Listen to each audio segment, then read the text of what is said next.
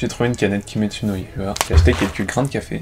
Et donc aujourd'hui on va essayer de faire une pub pour ce café Kimetsu no Yaiba. On va même essayer d'en faire deux. Pour cet épisode j'ai pas mal d'idées et pas mal d'espérance. Oui, je sais que je l'ai déjà fait pendant ma quarantaine, mais cette fois j'ai plus de matos, plus d'idées. J'ai aussi l'univers de Demon Slayer qui m'apporte des idées et peut-être plus de possibilités que sur la vidéo que j'ai fait pendant ma quarantaine. Si ce genre de vidéo photo vous plaise, n'hésitez pas à lâcher un pouce bleu et à me le dire dans les commentaires, comme ça je ferai peut-être plus d'épisodes. Vous vous demandez peut-être que c'est Demon Slayer. Demon Slayer c'est un manga shonen qui se déroule au Japon au début du XXe siècle dans un petit village perdu dans les montagnes. Le personnage principal il s'appelle Tanjiro et c'est un marchand de charbon. Et l'histoire commence le jour où il rentre dans son village et il le retrouve massacré. La seule survivante c'est sa petite sœur, Nezuko, qui est devenue un démon.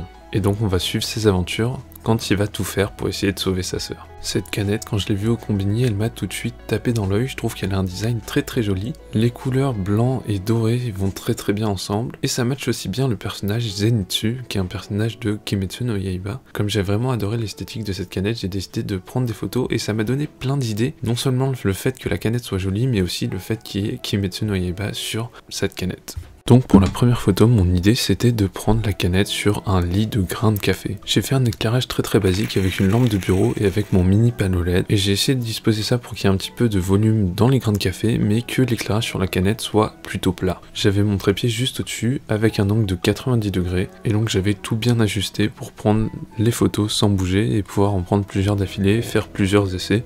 Après ça c'était temps de passer à l'editing. Donc là c'était plutôt basique, le but c'était de mettre en valeur la canette qui est blanche, donc ça contraste plutôt beaucoup avec les grains de café. Je l'ai quand même réexposé pour qu'elle ressorte plus. Et j'ai ajouté pas mal de vignettes pour que l'attention du spectateur se focus bien sur la canette qui est le produit qu'on veut montrer. La seule retouche un petit peu plus compliquée que j'ai faite, c'était enlever le reflet sur la canette qui était plutôt distrayant. Et comme encore une fois l'objectif c'est de montrer le produit, on veut pas avoir de choses parasites sur notre canette. Pour la deuxième photo, j'avais une idée un petit peu plus originale en tête. Sur le haut de la canette, au-dessus de la tête de Zenitsu, vous pouvez voir des espèces de lignes dorées, qui me faisaient pas mal penser à des rubans. Donc j'ai voulu prendre une photo sur fond blanc avec des rubans dorés qui passent devant et derrière la canette. Comme pour la première photo, on commence par monter un petit set. Je me suis servi de mon PC portable et de 2 feuilles de papier pour faire le fond blanc, et j'ai encore une fois éclairé la scène avec la lampe de bureau et mon mini panneau LED. Et cette fois, comme j'en avais la possibilité, j'ai essayé directement, pendant que je prenais les photos, d'éviter les reflets sur la canette. Il était temps de passer à la retouche, donc il y avait 2 étapes importantes qui étaient de clean le background, et ensuite de rajouter les rubans dorés. Pour enlever ce que je voulais pas sur le background, j'ai utilisé l'outil tampon, et j'ai juste caché ce que je voulais pas en dupliquant la texture de certains endroits du fond.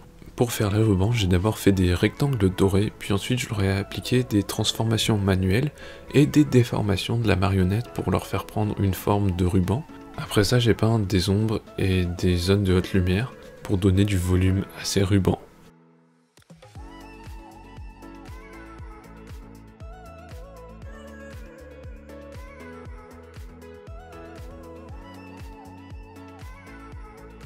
Personnellement, je suis vraiment très satisfait avec le résultat final, je trouve que cette photo, elle a vraiment un truc en plus.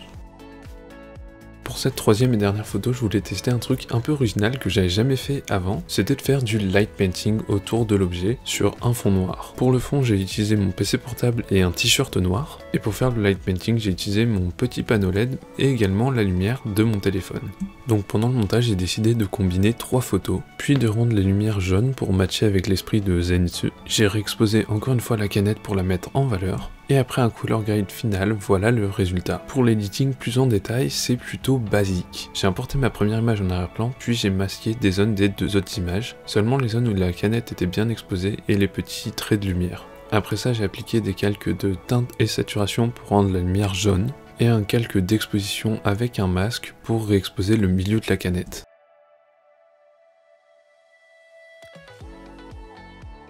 Et voilà encore une fois les 3 résultats finaux. Je suis très satisfait avec chacune de ces photos et donc j'espère qu'elles vous plaisent aussi. C'est vraiment super fun de faire ces photos, donc j'espère que la vidéo aura été marrante à regarder aussi. Et l'objectif c'était aussi de montrer qu'il n'y avait pas besoin d'un matériel de malade pour faire de la product photographie. Je me suis servi d'une lampe de bureau et d'un panneau LED pour éclairer les 3 photos. L'éclairage était quand même plutôt décent. Certes, j'ai pas mal utilisé Photoshop, mais ça montre qu'il n'y a pas besoin de moyens de malade non plus, pour faire des trucs qui rendent quand même vraiment super bien. Alors si ça peut vous inspirer à faire des trucs, n'hésitez pas à me taguer sur Instagram ou à m'envoyer un DM avec les photos que vous prenez. Ça me ferait vraiment super plaisir de voir quelqu'un qui essaye la production photographie grâce à cette vidéo. Et voilà, c'est tout pour cette vidéo, j'espère que ça vous aura plu. Si c'est le cas, n'hésitez pas à lâcher un pouce bleu et à me dire ce que vous avez pensé de mes photos dans les commentaires. Vous pouvez également vous abonner à la chaîne pour pas manquer mes prochaines vidéos sur la photo et sur le Japon. Et puis on se retrouvera bientôt pour une nouvelle vidéo. Salut!